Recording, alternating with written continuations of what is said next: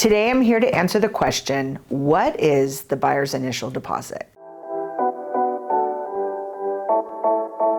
The initial deposit is typically 1 to 3% of the purchase price. The deposit is also known as the earnest money deposit, EMD for short, or a buyer's good faith deposit. The buyer is showing good faith in a sense that they're putting up this chunk of money so they can complete their due diligence, which would be fulfilling their contingencies, investigation contingency, appraisal contingency, and a loan contingency. The monies would be used towards the buyer's down payment and closing costs. So for example, if the buyer was coming in with a $50,000 down payment and they had a $20,000 initial deposit, then they would have to bring in a remaining $30,000 when they closed escrow. The initial deposit is deposited with the designated escrow and title company. This deposit is held in this escrow account until we close escrow. Per the California real estate purchase contract, it's to be deposited within 3 business days. Interestingly, this is the only time frame in the California real estate purchase contract that it's business days. Typically, the remaining contingencies are consecutive days. For an example, if your offer got accepted on a Thursday, Friday would be day 1, Monday would be day 2, and Tuesday would be day 3. So your deposit would have to be deposited with that escrow company by that time frame.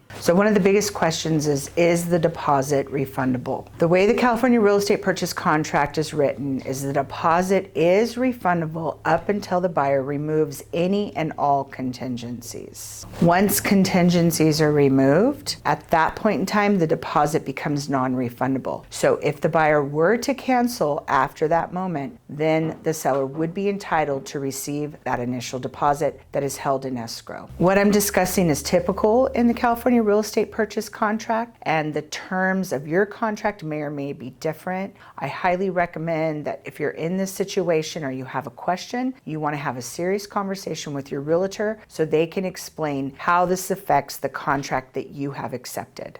For more information on contingencies, make sure to check out our videos. What is a contingency? Hi, I'm Chantel Henson, the broker for the Homes by Henson team. We create informational videos that incite, empower, and educate for both buyers and sellers, so when you make a real estate decision, you can make it confidently. Thanks for tuning in. If you like what you see, hit the subscribe button, the bell notification, and the like button. We post these every Tuesday, and you'll be notified when we post these videos.